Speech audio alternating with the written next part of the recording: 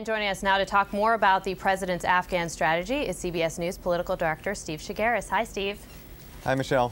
The president has asked his advisors to focus on an exit strategy. Politically, how important is that in the total package?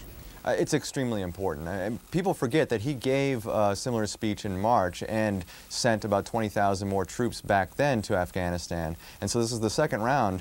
And I think there are jittery people in Congress, especially Democrats, and I think Americans are looking at this. It's becoming more of an unpopular war. So I think he has to explain to the American public tonight how this is going to end at some point.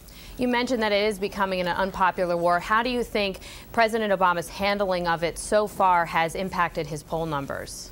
Well, it's hard to argue that the criticism from Republicans on how he's handled at least this latest round of the troop increase hasn't affected him negatively. I mean, if you look at his poll numbers, I mean, the approval rating for Obama is down to 38% in the latest CBS News poll into how he's handling Afghanistan. And I think, you know, it's hard to argue that the criticism of him and how he's handled that isn't playing into that.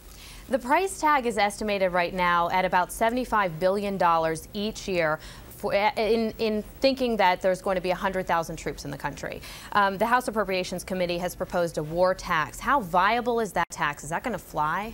I'm not sure the war tax is going to fly, but it's emblematic of the concerns that members of Congress, especially Democrats, have. They're trying to push through health care. They're trying to push through, they had pushed through a stimulus already, and who knows what else they're going to try to spend money on in Congress. And they're looking at this number, this $75 billion number, and they're saying, we need to figure out how we're going to pay for this. It's got to come from somewhere. We're already spending a lot more money than maybe the American public is comfortable with, and people are starting to complain about deficits.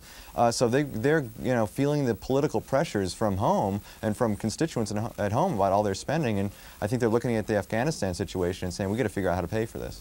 One other big issue with a big price tag is the health care reform bill. The Senate just started its debate. What do we expect is going to need to happen for this to move on to the next step? Well, the same issues that the Senate is facing today are the same issues they've been facing for months. There is a handful of Democrats, moderate and conservative Democrats, who have issues with the cost and the public options situation. And so I think you're going to have to see, at least on public options, some real movement from what the situation is right now.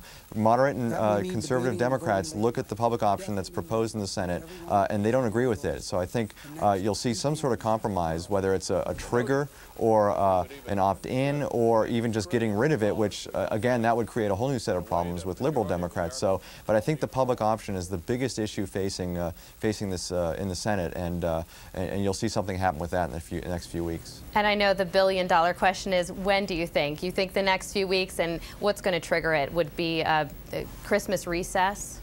Well, there's 3 weeks of debate. There's 3 weeks until the Christmas recess, and as anybody who's covered Congress knows, whenever there's a vacation coming up, Congress seems to really get down to business and work on compromises and work things out at the very end. So I bet right before the Christmas break, if the Senate is really serious about passing this, and I think they are, you're going to see some really at the last minute, maybe a few days before Christmas, you'll see this thing get passed. All right, Steve Chaggaris. Steve, thanks so much for being with us. Thanks, Michelle.